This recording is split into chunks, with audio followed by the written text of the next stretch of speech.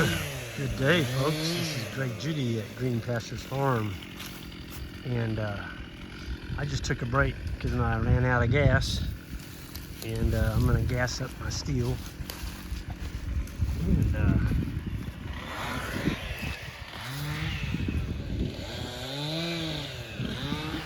that is a good steel, the MS261C. I run a 16-inch blade on that, and it is a cutting machine, especially for what we're doing here. This is what happens in, you just let your fences get a little behind on maintenance. I mean, look at that.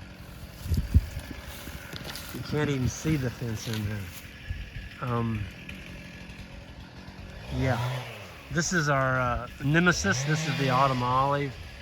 It is a massive, massive invasive species.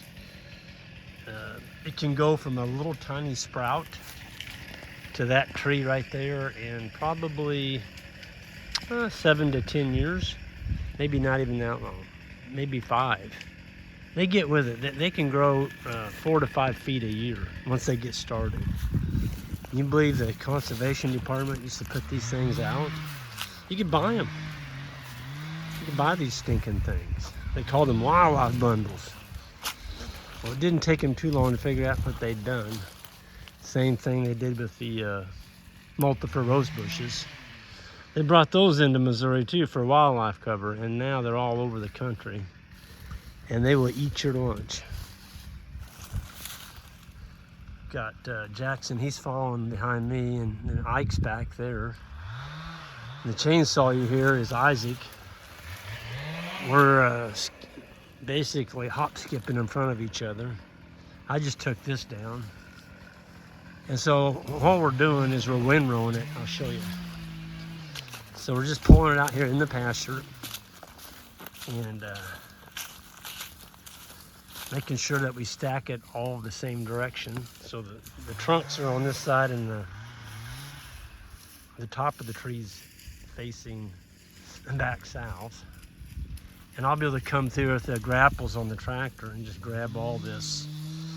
And oh gosh, it's a long windrow, but I bet you I can get that in. I don't know. It's gonna, well, once you get into the cedars, they're a lot heavier. But I would say 3 clamps, 4 clamps maybe.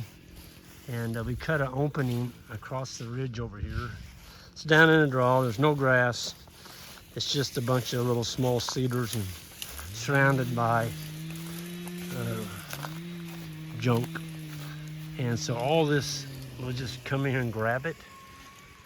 And we'll be able to move it with hydraulic grapples fastened on our 75 horse John Deere.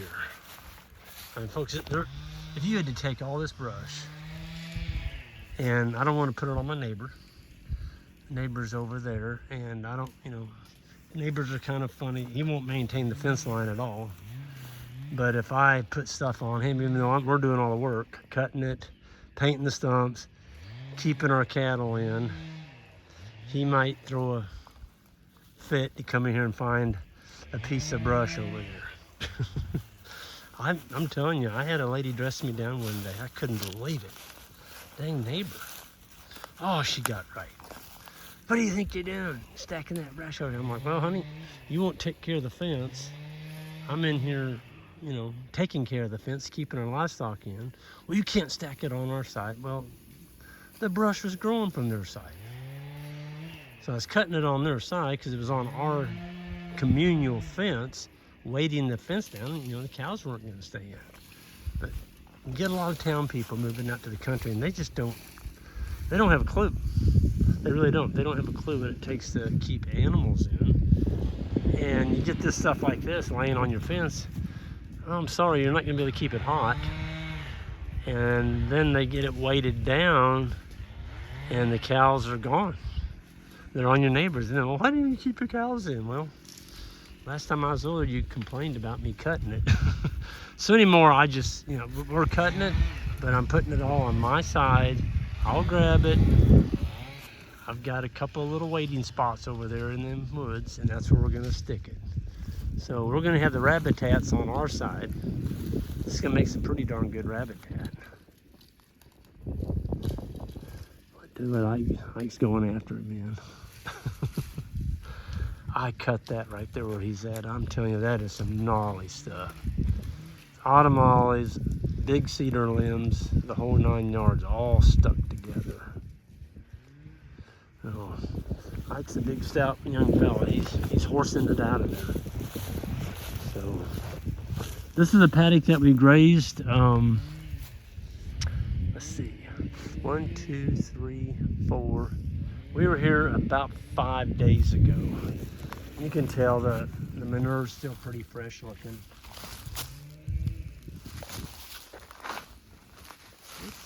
It's got some moisture in it.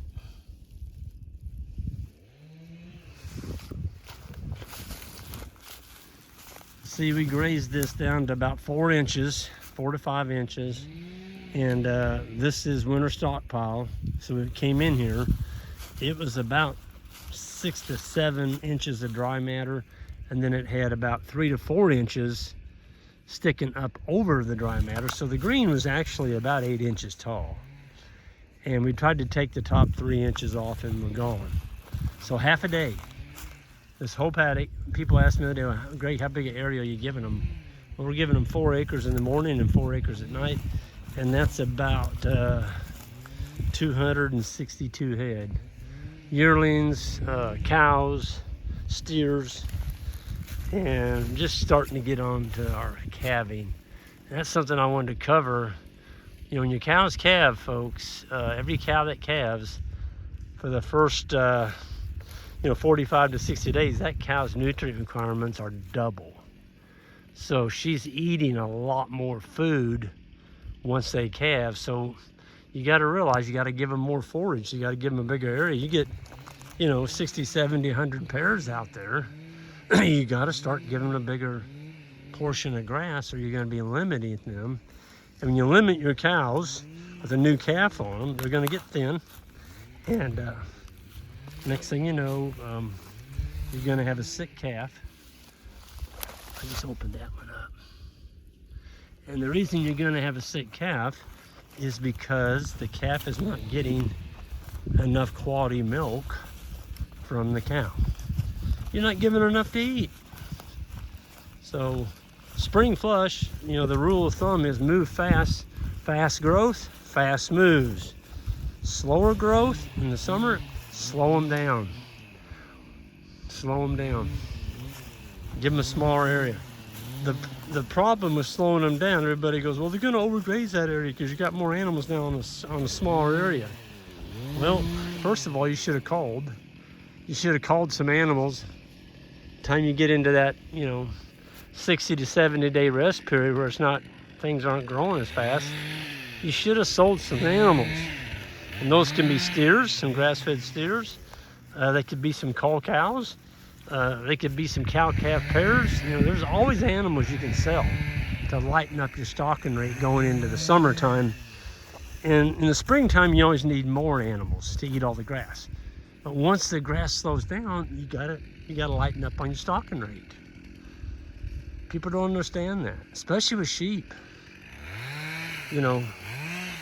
Sheep, they can have twins. Instead of having 20, now you've got 60 if they all had twins. That's a lot of sheep. So, yeah, people forget about that. And then young ones grow up and they eat too. I'm looking out here on the surface of this pasture. It looks really good. I don't see a lot of moss. I remember my Uncle Dan, I bought this farm from Uncle Dan, Uncle David, Aunt Martha Ann, and Aunt Carol. Yep, that's the only ones that were left. Of course, my dad had passed later on, but anyway, I remember walking this farm with Uncle Dan when I was looking at it to buy it, and it'd been set vacant for about 30 years. And this was my Uncle Scott's farm. And I remember walking these ridges, and all it was broom sedge, cedar trees, and moss. And boy, I looked at Dan and I said, Dan, I don't know if I'll ever grow any grass on this farm. He kind of looked at me and grinned. He goes, well, Greg, you get a chainsaw.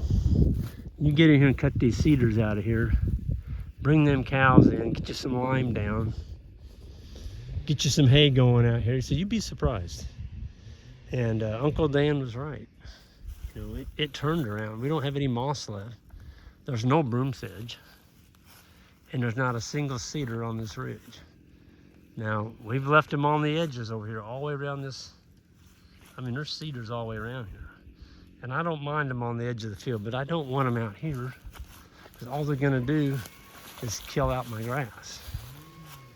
So, yeah, keep them down in your draws on the edges of the field. They make really good windbreaks, but you don't necessarily want them killing your grass out in the middle of your nice grazing field. So with that, I wanted to give a plug. There are a couple spots opening on the beginning grazer school, and there might be one on the advanced school. So if you're interested, go to greenpasturesfarm.net and check that out, and we'll see you next time. Y'all take care.